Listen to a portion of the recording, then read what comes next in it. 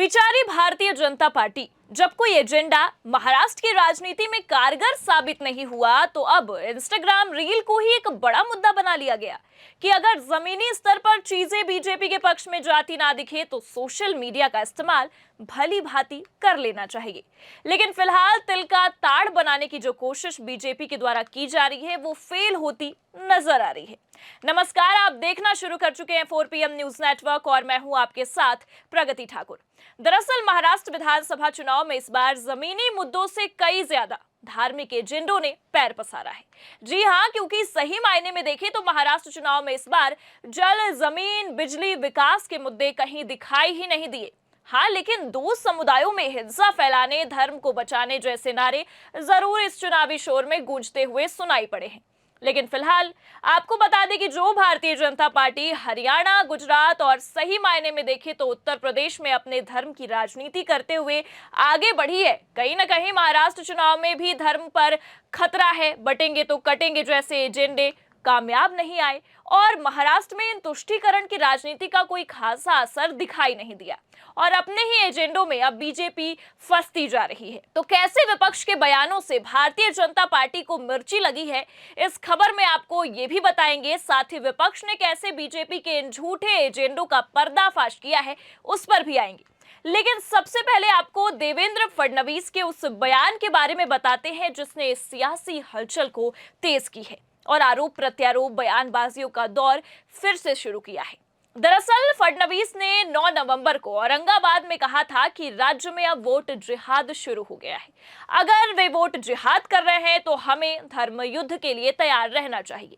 अब आपको बता दें कि उसके बाद से वोट जिहाद और धर्म युद्ध को लेकर लड़ाई ने जोर पकड़ लिया। अब जहां एक तरफ बीजेपी धर्म युद्ध की लड़ाई को लेकर चुनाव में उतरी है तो अब लगातार इसका विरोध भी देखा जा रहा है।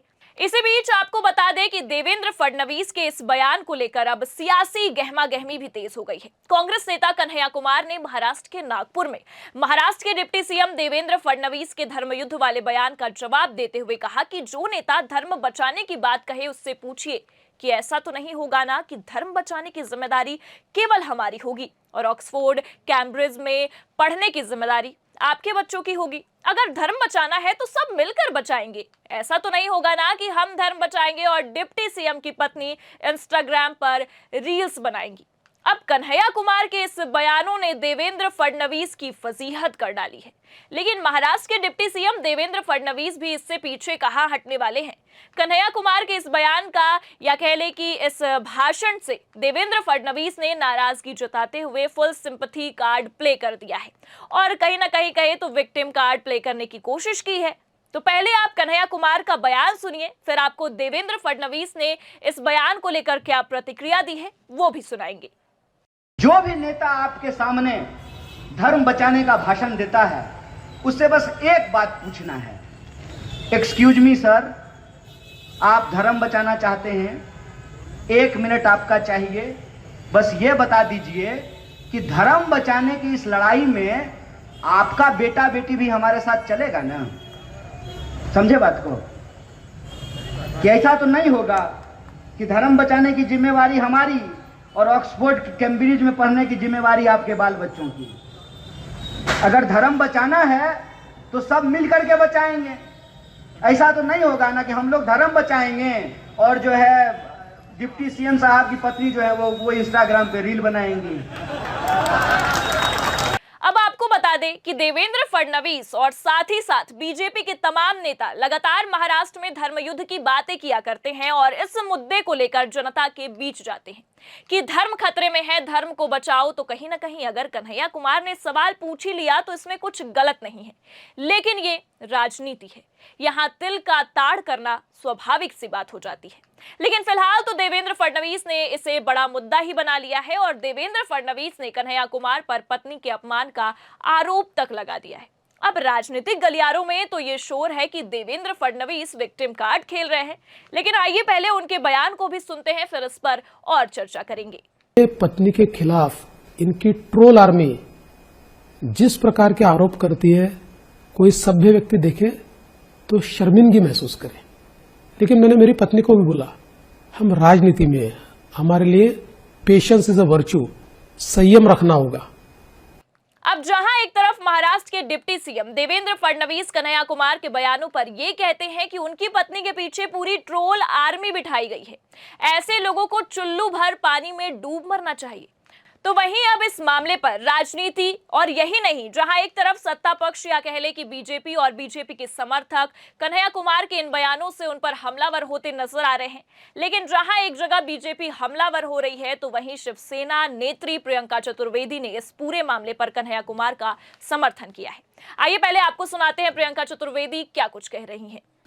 महिलाओं की जो अपमानित होती हैं वो बहुत लंबी लड़ाई है। उस लंबी लड़ाई को इतनी छोटी चीज़ों में ना समेट कर उसको डाइल्यूट करें। मुझे आप ये बताइए कि इंस्टाग्राम रील बनाना क्या गलत है? गलत क्या है? अगर कोई बना रहा है अपने प्रमोशंस के लिए तो क्या गलत है? तो उन्होंने अगर ये कहा है तो मैं मानती हूँ कि यानी वो कह रही हैं उनके पास एक रोज़गार है, रोज़गार के माध्यम से वो इंस्टाग्राम रील्स बना रही हैं और आपको बेरोज़गारी की कगार पे धर्मयुद्ध लड़ाई लड़ने की बोल रही हैं। तो आई डोंट थिंक हर चीज़ को आप प्लीज़, ये मैं महिला होने के नाते बोल रही हूँ कि मैंने अपमानित होना, प्रताड़ित होना क्या होता है राजनीति में, मैंने वो लड़ाई लड़ी है, वो संघर्ष किया है, पर मैं इसको संघर्ष का हिस्सा नहीं मानती हूं या अपमान होने का क्षेत्र नहीं मानती हूं। इन सब बयानबाजियों से ये तो साफ है कि जहां एक तरफ बीजेपी धर्म युद्ध की रणनीति से आगे बढ़ रही है तो दूसरी ओर इसे धार्मिक एजेंडे की सारी पोलपट्टी विपक्ष जनता के सामने बार बार खोल कर रख दे रहा है।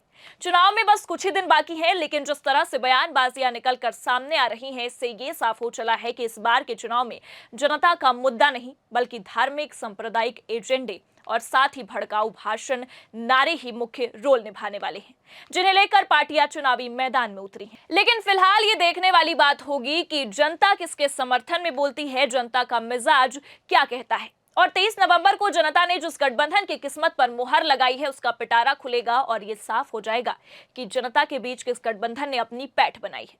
फिलहाल आपकी क्या राय है और आप किसके पक्ष में 23 नवंबर का नतीजा देखना चाहते हैं? कमेंट में अपनी प्रतिक्रिया जरूर दीजिए और देखते रहिए 4 PM न्यूज नेटवर्क। नमस्कार।